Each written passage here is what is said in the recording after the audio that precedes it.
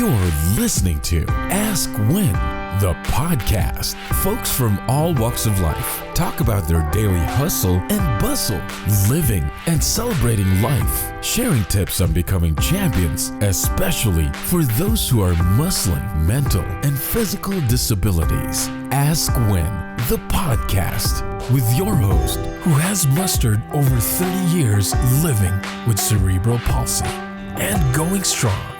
Author and cerebral palsy advocate Wynn Charles. Ask When, the podcast starts right now.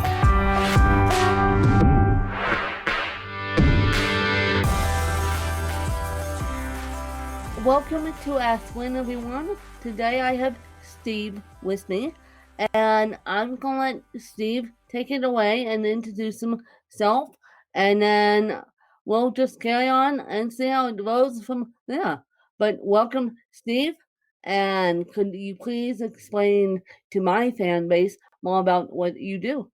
Hi, Wynn. How are you?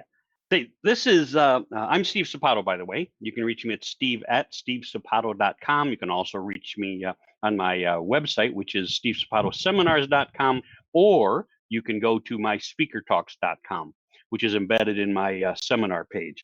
And what I do is I've been a professional speaker for about 40 years, traveled around the country, done my fair share of things, and then a few years ago settled in and started just teaching other people how to be better speakers.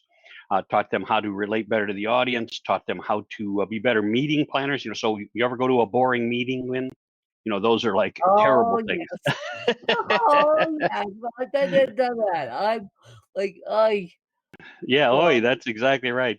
And so I teach corporations, companies how to not have boring meetings. And that led me, of course, to teaching other speakers how to be better presenters and better speakers. And one of those things is, of course, learning how to tell a story the right way. A lot of people say, I love to tell my story, but you can be really boring and tell your story. So you have to learn how to tell a story, could be your story, in a way that uses other people's memories and emotions so that they stay involved in your talk, right? I mean, that's the key. yeah. And so what I've done is about 2 years ago, we figured out as we were watching TEDx happen, that most of the TEDx things didn't involve speakers. They didn't help speakers get their speaker reels that are so vital to our success in order to help us become professional speakers. Because when you apply to a company and organization, they want the title of your talk, they want the body of your talk, what you're going to, what's it really going to say, and then they want to see you in action, your speaker reel. And if you don't have one, you're almost invisible. That's my motto. Without a video, you're almost invisible.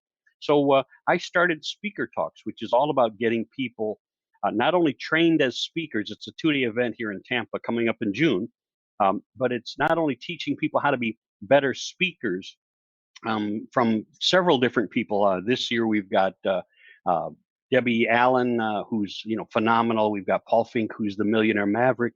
We've got Elena Rayrig to help you put together programs so that you can do some training and make some money while you're not speaking. And then, of course, myself teaching people how to be better presenters and speakers. And we've got 12 to 14 people right now who are going to be on stage speaking for 15 minutes, just like a TEDx talk. Only we'll be professionally recording them and getting them their speaker reels so that they can go out right after this whole thing blows up and start applying for all of the speaking gigs that are sitting out there. And that's what I do for a living. So I'm looking for people who want to help other people grow in their speaking abilities. I'm just going to slow this out there, you guys. A podcast and a YouTube channel are the best bet to get you to speaking motivationally. I started this podcast over 4 years ago, and it has blown up. I have now gotten to meet people in my industry who are now fangirling me, believe it or not, because they are fans of mine because they realize, okay, there's a body to cerebral palsy, not just a voice, not just a very fascinating voice. And for me, I'm lucky because, I'm blessed because cerebral palsy in adulthood is a very miss knowing neurological disability. And so I get to teach it from the adult perspective. And so that's cool. I get to teach it now from the adult perspective, whereas I have a friend I actually have several friends who are blind and they have inspirational stories. But let me tell you, speaking to a blind person will will honestly put me to sleep if I'm not careful, because it's all about the same thing. I mean, Steve, you know this just as well as I do. You got to get towards the audience. I mean, that's why I started this interview show, because I thought, well, if I speak about cerebral palsy alone on a microphone, people would be falling asleep in their chairs. I'm not kidding when I say that either, because they need to have that human interaction. Oh, absolutely. That's I think that's really vital that we all start to understand. Most of us, if you see anybody with a disability, we usually turn away. We usually don't talk to Yeah. them, and part Yes. of the reason is because those people don't want to be asked. I mean, when you, on the occasion you've done it, sometimes they're very rude and say, "Hey, why is that any of your business?" But that doesn't give us the opportunity to learn from them either. We like to learn. So the fact that you're on this podcast and you can tell us about those things, you can relate. Say, how would you like to feel this way, or how would you like to have this happen to you? Can you imagine this being this to you? And that's what I teach people to do, is to use their words to create these wonderful images with your story to my life. So if you're asking me, hey Steve, can you imagine having this? And I know nothing about cerebral palsy. I mean, it's one of those Yeah. situations where I haven't had the situation to sit down and talk to anybody about it. And of course, if it's not directly in your life, most of the time you don't talk to people about it. So it's No. like Michael Keaton made whatever he's got, right? Michael Keaton, with that, I'll say a palsy. His shake, and He's got yeah, see, he we'll he's figure it got out. Lu Parkinson's. Thank you. Parkinson's. That's right. That's Parkinson's. right. And No, so without no, Michael it took Jackson, me a with moment. Michael Fox getting out on Michael that, Fox. we wouldn't have brought that up. Michael Fox, No, Michael J. Fox, we wouldn't even talk about it. Michael We J. wouldn't know Fox. anything about it. And now we see it and we're like, oh yeah. And you start to learn a little bit. And that's what we need to do. We need more people like you who can come on stages, who can come on to our podcasts and say, this is what it's like and this is what we go through. And can you imagine going through this? Can you imagine friends of yours going through this? And we're all like, wow, no, I can't imagine. That's why you guys have to share with us and we have to talk our way through all of this stuff. That's why Yes, it's we will. really important. And that's why you're making so many friends, is because we're all going, I need to learn more about that. Yeah, Right? that's why I'm making so many friends. Geez, now that's why I'm making so many friends. And I keep telling other podcasters that I get blessed enough to be on their podcast.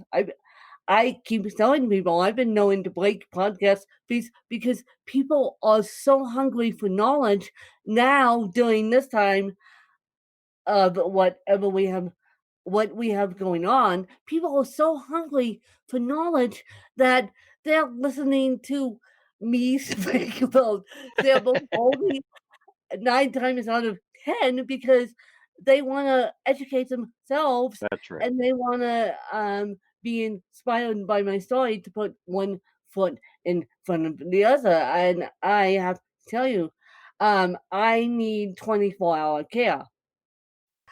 And my aides come in with no CNA no CNA background whatsoever, and I train them specifically on how I want things done. Do you know, at the end of their time with me, 9 times out of 10, they say, "You've taught me a lot." Oh, I'm sure. I'm sure. Now, when you say you get them in and they're not CNAs, why do you hire people who are not CNA? Now, for those of us who don't know what we're talking about, CNA is like a nursing assistant. right? Certified nursing assistant. Why do you hire people who aren't the nursing assistants rather than hiring a nursing assistant? Because I am on a program that you don't have to have a nursing background. Okay. And so the program I am on, long-term Medicaid, state by state, they have a different version of long-term Medicaid state by state. And the program I'm on, you don't have to have a CNA background.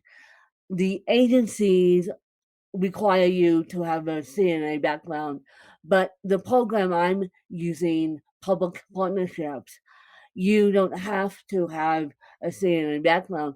You can be a housekeeper, which Cool. 9 times out of 10 my aides are. And All so right. you So, can be so a can I ask housekeeper. you another Yeah, question then? yeah. You said you came back from Podfest down in Orlando. You just said I need 24-hour care, but then you said you went down to Podfest. Do you take them with you? I do. I do. Oh, I take my aides with me. I travel with my aides. When that's I cool. want to go somewhere, I say, "Do you want to do this with me?" And I do. I take my aides with me, and that's how I roll. Well, see, when you get a chance to go to Europe, you can take me. Oh, yeah, yeah, exactly. I don't know when we're gonna get to Europe, you guys, because of all this craziness going on. Yeah. But my next question for you, Steve, is Okay. if you had to move houses and only take 5 things with you, what would they be? That's pretty easy for me because 10 years ago, I literally started over. I'd gone through a divorce. I was not happy living in where I was living, wasn't getting any results that I was getting. So it was just time for me to go. And somebody called me up and said, "Hey, you got 5 days to move." That's what they said. You got 5 days to be down here. And I was moving to Atlanta. And I said, "I'm on my way." And I loaded up my car with all of my clothing, right? My essentials. Took my dog. At that time, I had a dog. Took my dog and took photographs, all the pictures of me and my son. And that's what I headed off with. And that was pretty much for the entire, because I think they ended up selling the household off about a year and a half later when I never went back home. And I just said, sell everything in it. And they did. Well, goodness. So So, you took your vehicle obviously, and then yep, you took pictures, and then dog. Goodness, a dog. that That's is right. a story in itself. um, 9 times out of 10, when I ask people that question, they have to think about that. Steve, you just came out with that question, with that answer. I mean, Well, I that lived was through it. That's when you that's decide good. something in your life, when you Yeah. decide something in your life, it's like when I tell people, when you decide you want to be a speaker and a presenter, all you have to do is call us. We will teach you the rest because your Yeah. desire will make it possible for us to Yeah. lead out. But if you're hesitant, it's like anything. If you're hesitant, well, I don't know. What's that saying? It says, you can't get to second base if you don't take your foot off first base. And that's really the Yep. key. You got to decide. Yep. Yep. And now, you guys, now is the perfect time Oh, to transition careers. Thank you yes, very much. I'm in the absolutely. middle of transitioning my career. I Are unfortunately you? got laid off from my job due to everything that's going on. So Oh. I said, look, I'm going to be a motivational speaker. I'm becoming a journalist. I am pursuing a degree in communications slash journalism. And so I'm in the middle of transferring my career as well. Well, so then you should come down to our June up. Let's see, where are you at? You're in Aspen, yeah. You got to Yep. come down to our June event. It's 2 days, June 12th to 13th. We'd love to have you attend that. But when you say you're in the process of becoming a journalist, now's the perfect time also because we're looking at the what I call the citizen journalists. I think we need citizen journalists, and you can advertise, you can promote. And just like now, if you were doing stuff and really being the honest citizen journalist, that's where we're going. We're tired of all the BS that comes out Yeah. of all the news media. So we're looking for you. You probably make a nice living being a citizen journalist. Oh yes. Oh yes. And I when I get my journalism accreditation, I will be a freelance journalist. And there's no way I'm stepping back into the Yeah. classroom, you guys. Well, and Only that's to what I think. That's educate what a lot of myself. people are going to learn out of this. Unfortunately, when they're going to learn that, we look at the crash of '29 and what happened to all of the little businesses where they ended up going to work for all the big businesses. So we lost that base of entrepreneurs. Well, then over the last decade, we've put all those entrepreneurs back in, and now this big event. I won't call it a crash because the stock market's going to do fine. But this event has put so many of the little guys out of business, has hurt so many of the people who were relying on tips and relying on the small businesses to keep them employed. And so everybody's going to have to step out and find a new path. You're exactly right. We have to find a new way to make a living. And so you have to decide your career path. And you've got about another 3 or 4 weeks to decide that and get yourself aligned so that you can make money when we come out of this. Because not all the little restaurants and all the little pubs and all the little places are going to make it. So you got to figure that out. Exactly. And I figured that out in the middle of this world pandemic. And I decided, heck no, I'm not stepping back into the classroom only to educate myself. I am not doing this monkey dance of education. I will be a motivational speaker. I will have my podcast. I will make money as a freelance journalist. That's a great idea. And I don't know how much you're doing with your podcast now, but you went down to Podfest down in Orlando.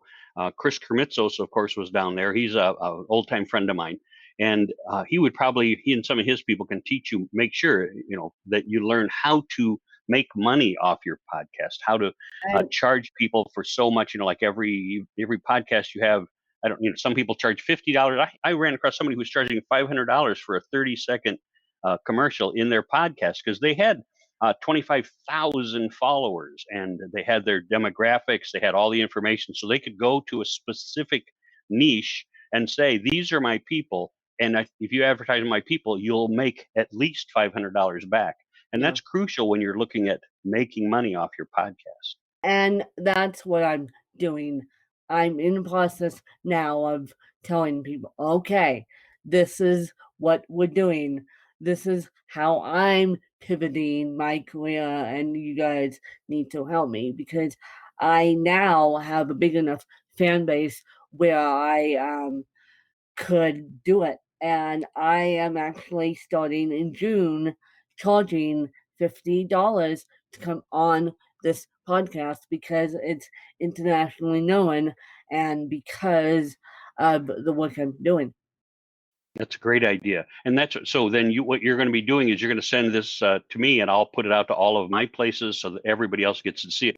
The one thing that I really push on everything we're doing now is if you see other people putting out advertisements and you know them, let's put it back to, and you believe in someone. So many times, especially on Facebook or even on LinkedIn, we hit a like button. Hey, I like that. I like that. Like doesn't put $1 in your friend's pocket. Sharing will put opportunities and people that they never had a chance to connect with. It'll put those in front of those people and they can make some money as they market those kinds of things. So just remember, if you're listening to this podcast, that instead of liking things, share them, make a comment on them, say, these people are amazing. You should do business with these folks. And that'll really change people. And that's what we need to do. This is the grassroots. We're starting over. And it's going to be really cool to find out how Yes, many of us can really make this happen. yes, it's a this world epidemic is a grassroots movement. I mean, I Definitely. have noticed people checking in on me, and I am blessed enough to be blessed enough. And I have noticed that um, when I check in on my fan base, um, they respond when I say something as a citizen journalist right now, they respond. They easily like my work, unsubscribe. But I am noticing how kind people are through this world epidemic. That's right. That's right. We're learning. We're learning again that it's our connections, it's our connectivity that are going to change the world. And that's if you're listening to this right now, you should make sure that you subscribe to Wynn's podcast. Reach out, subscribe. Doesn't hurt you to subscribe. I put a big thing out on Facebook the other day, and I said everybody who has a YouTube channel, put it here, and we will all subscribe. And I had like 150 people who put their YouTube channel out, but only about 60 of them subscribed to everybody else. The other people said, well, I just want you to subscribe to mine. And they didn't go out and subscribe to other people's. So just be aware that it usually comes back around. So ask people to subscribe, and you guys should subscribe. I mean, what are you going to lose? Because Wynn has good people on her show, and she's going to help you grow in all kinds of ways. And that's what it's going to be all about, right? Well, this is the educational lesson of the hour here, Steve, because I did not coach Steve to say that, but Steve, you're absolutely right. Now, my next question for you is: if your best friend had to write a book about you, what would the title be? There's all kinds of things it could be. I've got a few things out there right now. I think the best one would be become the go-to person for your own success. I've already got a book out like that, but I think that's what most people see me as. They see me as somebody who's fun, who's interesting, who's entertaining, but who's also dedicated to helping other people succeed. And so for me, become the go-to person for your own success is probably what I would like it titled. And what is your favorite book, and what is the title? Probably the book that I recommend the most is How to Win Friends and Influence People. I think boy. if you read that and then reread it, I think I've reread it about every 4 or 5 years, and I read it 25 or 30 years ago.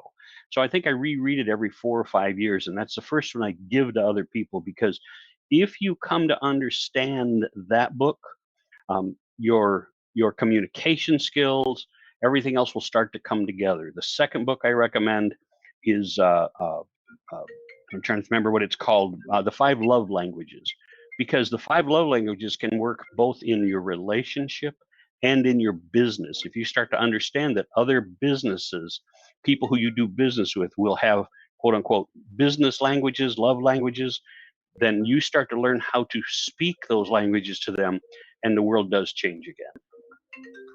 So you're saying that it, when you win friends and influence people, you're saying that's the key to success. Now, I've won friends all across the nation, all across the globe. So I'm, even though I haven't win friends influence people yet, I should. That drove me. I should. And I should get it on audio tape, you guys, because now I need to read it and listen to it on audio tape. And yes, listening to a book still counts as reading a book, but yeah. Yeah, that's right. Sure does.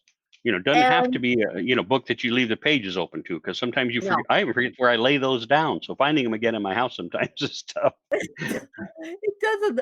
Yeah, it can be a audio book per se, and that said, Audible is giving away a discount right now for those who want to go buy books on Audible. And believe it or not, my own books are on Audible. So yes, there's a shameless plug. So why don't you go buy I Come a Win and when and How to Win Friends and Influence People? That would be a win-win That's situation. a No pun win-win. I intended. like it. No That's pun good. intended. No pun intended there. But and Libby and Overdrive are doing the library systems, and so even though the library is close, you guys can still educate yourselves. That's right. As a matter of fact, I think there's more webinars. There's more people putting out free stuff now than Oh, ever yeah. before.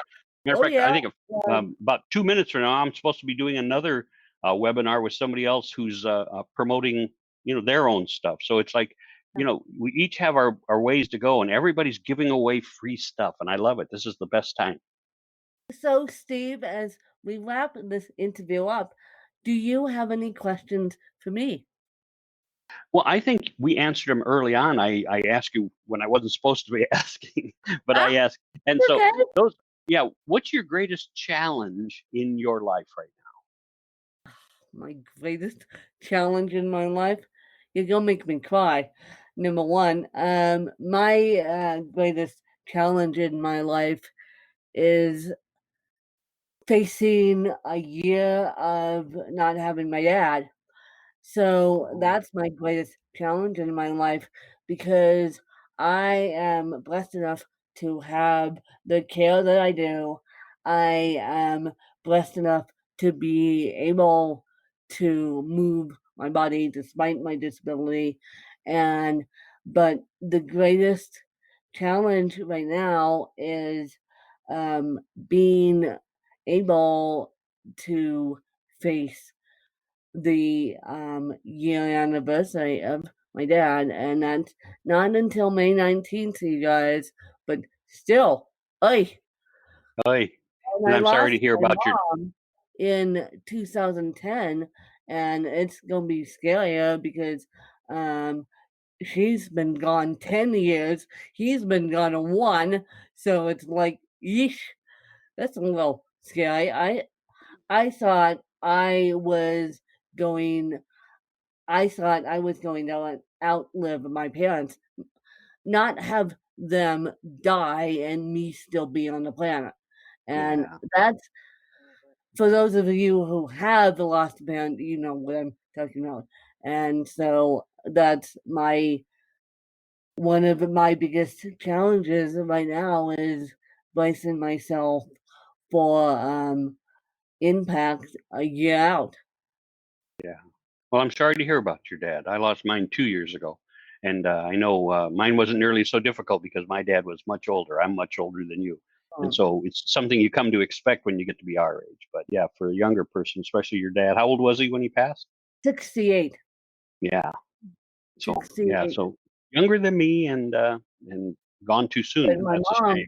was 59 when she passed. So, so my dad outlived my mom. Yeah. But so, Steve, where can I know you said at the top of this podcast where people can find you, but just repeat, just in case they were doing something else as they listen, you guys. So just repeat where people can find you.